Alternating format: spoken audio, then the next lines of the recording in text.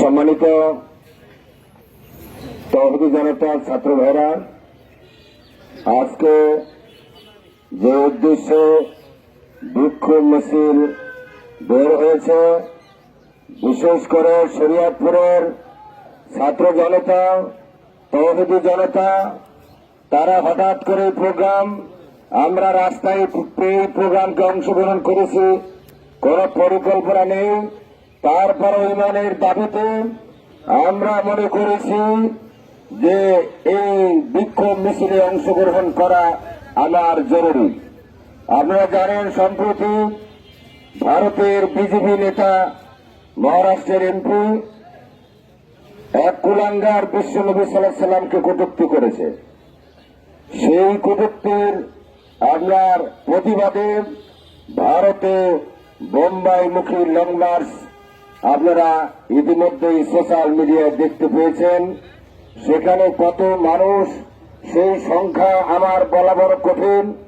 ভারতের মদন দেশে যদি সেখানে এত বড় প্রতিবাদ সেখানে হয়, আমরা তো ওই ভারতের মুসলমানেরই ভাই, তাদের অন্তরে ব্যথা লাগলে আমাদের ব্যথা পাওয়া উচিত কিনা বলেন? সম্মানিত সুধীমণ্ডলী, ভারতের সেই কুলাঙ্গার এমপি, ভারতের বিজেপি নেতা, তাকে অবিলম্বে অপসারণ করতে হবে। পাশাপাশি তাকে জাতির সামনে দৃষ্টান্তমূলক বিজেপি সরকারের বিচার করতে হবে।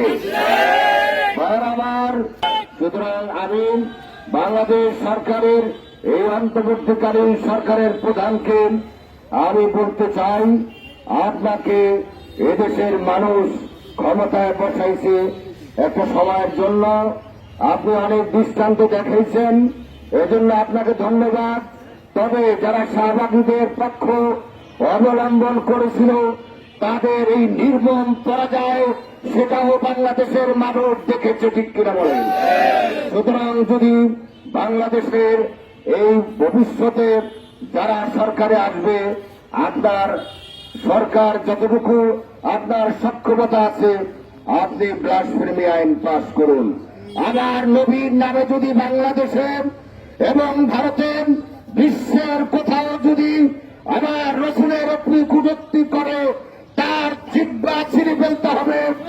এবং বাংলাদেশে তত্ত্বাবধায়ক সরকারের প্রধানকে বলতে চাই, বাংলাদেশেও যদি কোন এরকম নতুন ভাবে শাহবাগী তৈরি হয়, বিশ্বনবী নামে অবমাননা করা হয়, তাকে ফাঁসির মঞ্চে ঝুলিয়ে মারতে হবে।